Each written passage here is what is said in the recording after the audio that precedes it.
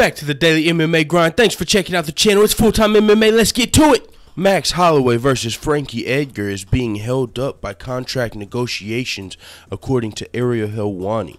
Now, this is something that we kind of expected. We kind of already knew was going on. We still have a month or so before this really matters.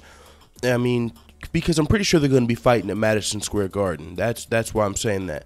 So, Madison Square Garden, I mean, even if not, it'll be the end of the year, December. But Madison Square Garden, it's got the potential, man. They could have 3-4 title fights on that card when everything's said and done.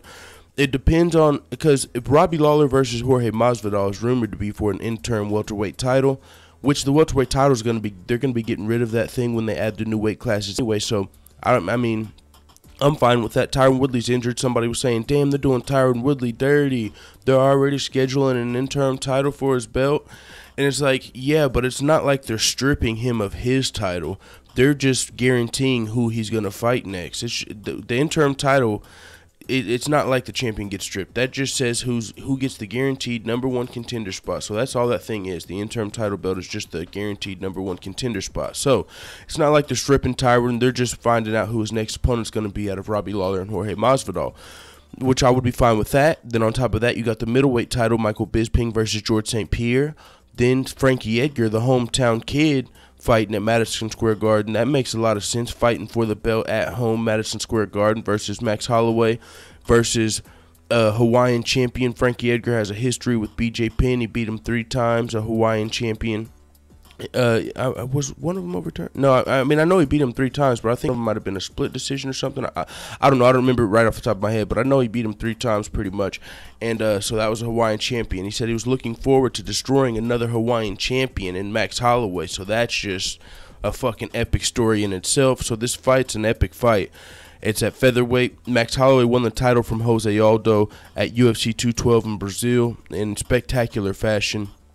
So he's the rightful champion, the undisputed champion, and he's going to be taking on Frankie Edgar, who's been at the top of the division for a long time. And Frankie Edgar's a threat to anybody he fights. To me, Frankie Edgar's definitely going in the Hall of Fame, man. He's fought for 8 championship belts. He lost his last 4. But that's fine because he still made it up there 8 times. He's shown he's one of the best fighters in his weight divisions. Shit, I mean, pound for pound wise, I wouldn't put him probably top 10 for sure. But, man, he's up there. He's up there. He's maybe top 25 for sure, man. Frankie Edgar's been around for a while, and he's been at the top of the division. He hasn't ever really went out there and just looked like not a contender. He hasn't ever went out there and looked like a rookie. He's always looked elite.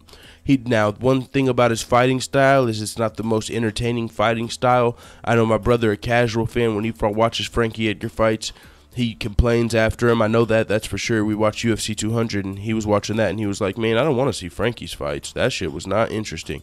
So, who did Frankie fight at UFC 200? Was it Jose Aldo, or am I tripping?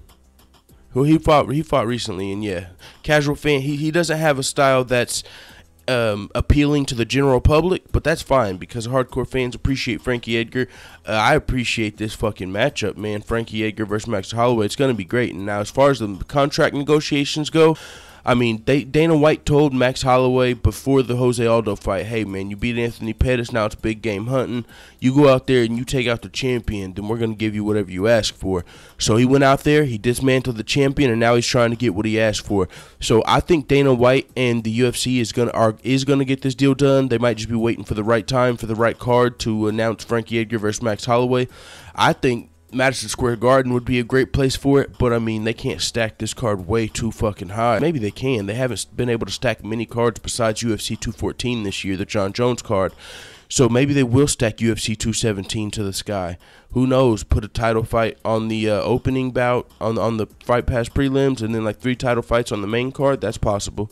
So it is what it is, man. Max Holloway's in contract negotiations with the UFC. They're still getting it sorted out. I do believe they will get it sorted out. It's not anything. I don't think it's dire as far as it being a contract negotiation. The UFC's have to be pretty lenient here. They can't fucking have another champion, or they can't have a champion in Max Holloway on a 10-fight winning streak that's been doing crazy things, turning himself into a star. They can't have him disgruntled at this point. And according to Max Holloway in his camp, they already agreed to pay him what he was asking before the Jose Aldo fight. If he took care of Jose Aldo, he took care of Jose Aldo. Now the UFC just has to take up on their part of the deal. So we'll see how that goes. It is what it is. Hit subscribe on the new channel. Man, this channel's been getting fucking subscribers. I gained like 7 subscribers overnight. I thought I was gonna wake up to a fucking channel being shut down, and I got 7 subscribers. So I hope if you're subscribing to this channel, you're subscribing to the other channel, because there's really no point in subscribing to this channel because I'm getting false flagged. I've already got 2 false flags. If I get one more, this channel will be going down like the Titanic, and the new Titanic will be over on the new YouTube channel. It's got the same name, Full Time MMA. Then me and my brother are doing a podcast thing, audio series called The Big Brother Beatdown, where I'm gonna be we're gonna be doing like a debate show covering more than just MMA. I mean, I'm gonna be mainly talking about MMA on there, but there might be some breaking other sport news that we talk about and debate about on there, or just other big topics. So that's gonna be fun. We're probably going to start recording on that as soon as I get this new microphone in from Amazon. It's got the soundboard. I'm pretty sure I need that to have 2 microphones, that little mixer thing. So it is what it is. I said enough, man. I'm out. What the fuck you time at, dude?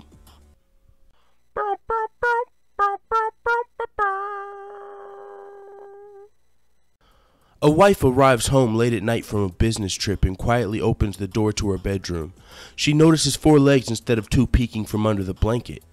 Seized by a fit of rage, she reaches for the baseball bat and starts hitting the blanket until the screaming stops. Still in shock, she lurches to the kitchen to have a drink. As she enters, she sees her husband there reading a magazine. "Oh, welcome home, darling," he says. "My parents came home for a visit, so I let them have our bedroom. I hope you said hello."